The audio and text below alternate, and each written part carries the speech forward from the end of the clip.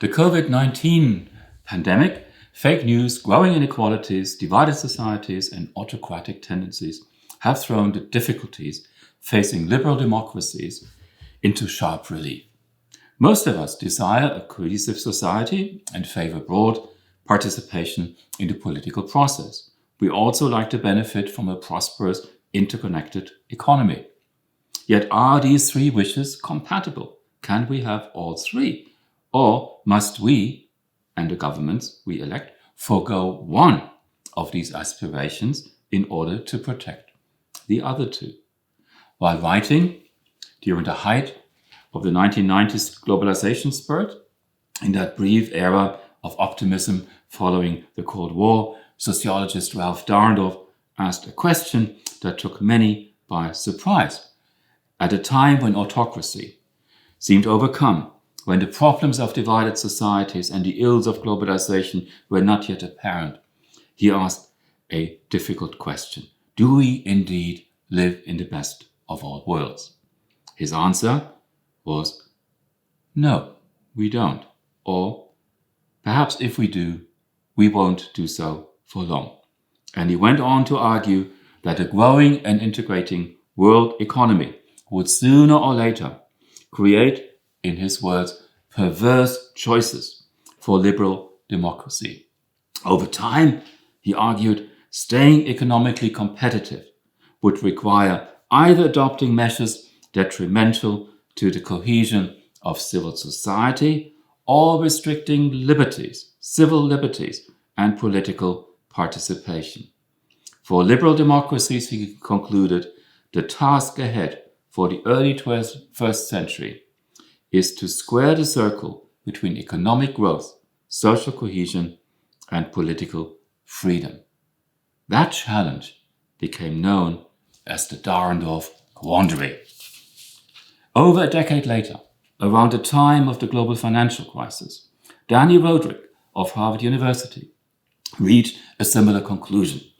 He argued that liberal democracies with open economies face a trilemma, positing that democracy, national sovereignty, and economic integration are mutually incompatible.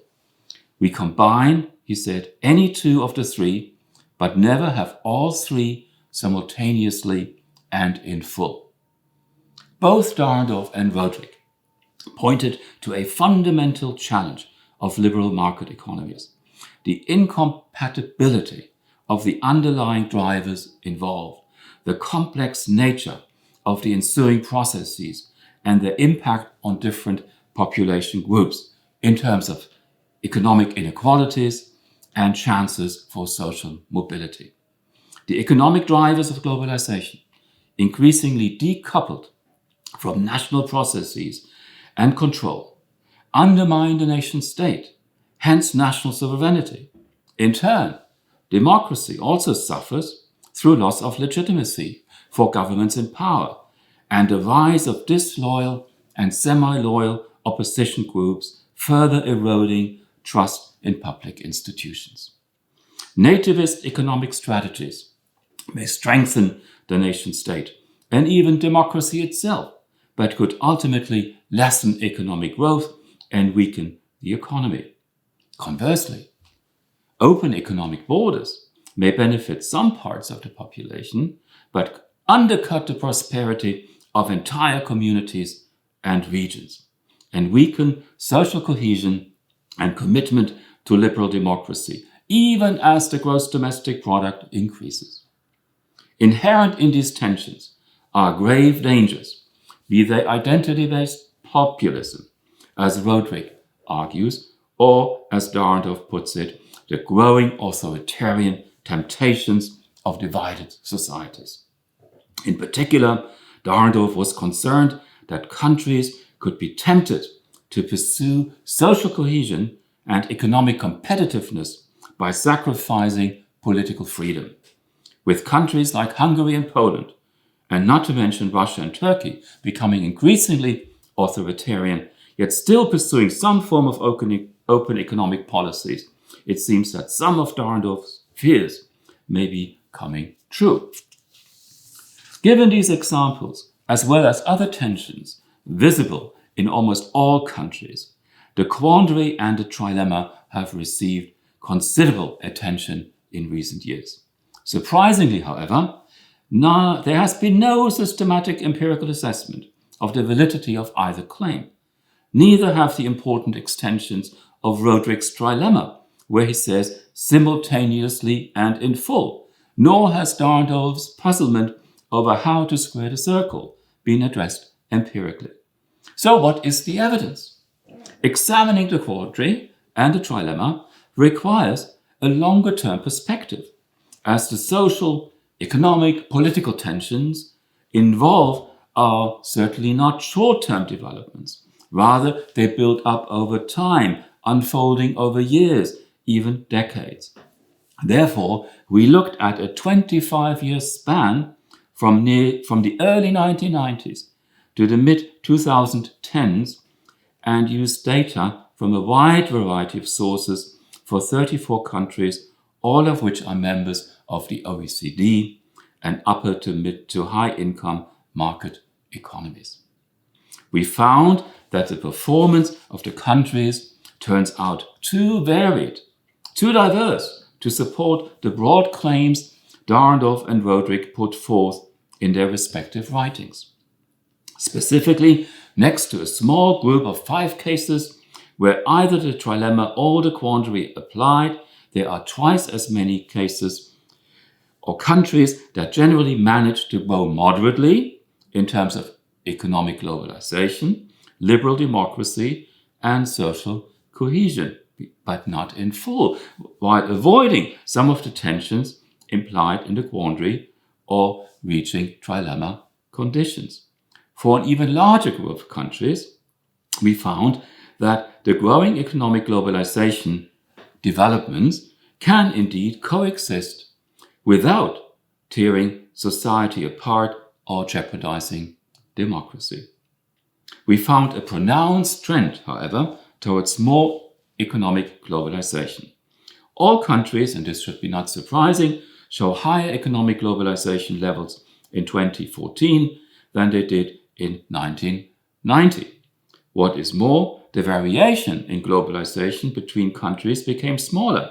Not only are countries generally more globalized economically than they were a generation ago, they are also more similar. So there is cohesion, there is convergence across the economies. In contrast to economic globalization, most countries remain fairly stable in terms of liberal democracy, and only some showed either pronounced increases or decreases. For social cohesion and civil society, by contrast, countries show indeed moderate increases in social cohesion and have, in many cases, a more vibrant civil society than they did in the 1990s. However, we should be cautious because these are averages, and there are instances where the degree of social cohesion declined. What do the results imply for the quandary and the trilemma? The aggregate pattern that emerges sees pronounced growth in globalization, moderate growth in social cohesion, and stability of democracy over a 25-year period. Our findings show that drivers can expand at lower to moderate degrees over longer periods of time, and such that a buildup of tensions can be avoided.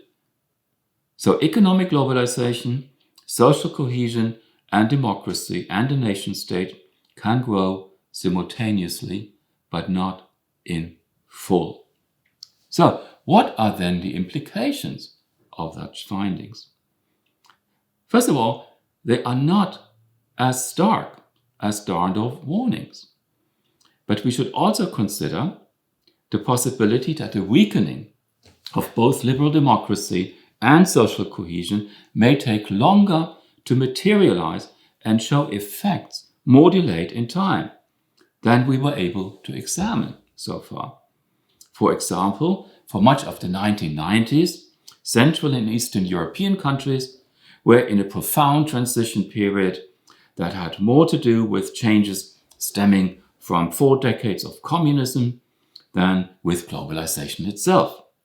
By the late 2010s, however, having gained some degree of social and political stability, the impact of economic globalization on domestic political tensions would presumably be felt more directly, with Poland and Hungary as cases in point. What is more, for the other countries included, one could suggest that the tensions building up during the initial globalization spurt of the 1990s could amplify during the period following the global financial crisis and only begin to reveal their full effects a decade later, with the United States as a prime example. Indeed, the global financial crisis and its aftermath proved that many countries failed to find the right balance to the quandary and the vexing tensions and choices contained. As the crisis unfolded, now over a decade ago, and shortly before his death in 2009, Dahrendorf argued that the response by most countries, a policy stance he labeled Pumpkapitalismus, which means the piling up of public debt to bail out large corporations while implementing austerity measures for the population at large, that this response would create many medium to long-term problems, reaching well into the 2020s. In his view, populist and illiberal tendencies were likely to rise, with civil society increasingly jeopardized while economic globalization continued pushing social inequality higher, social mobility lower, and ultimately eroding trust in key national institutions.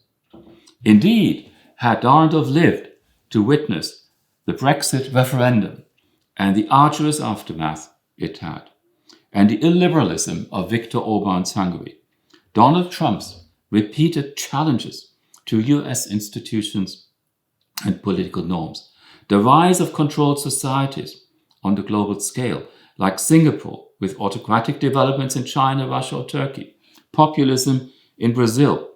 With all that, Dahrendorf would have most likely uttered impatiently, "Have I not told you so?"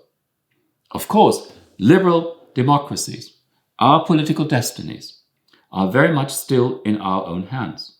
Far from despairing, Dahrendorf emphasized that while, and I quote, "squaring the circle is impossible, one can get close to it, and probably that is all a realistic project for social well-being one can hope for."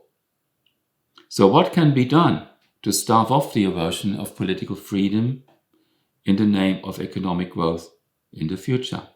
Again, Dahrendorf's words are insightful. He said in his 1995 paper, "Civil society requires opportunities and participation, which are provided by work and a decent minimum standard of living.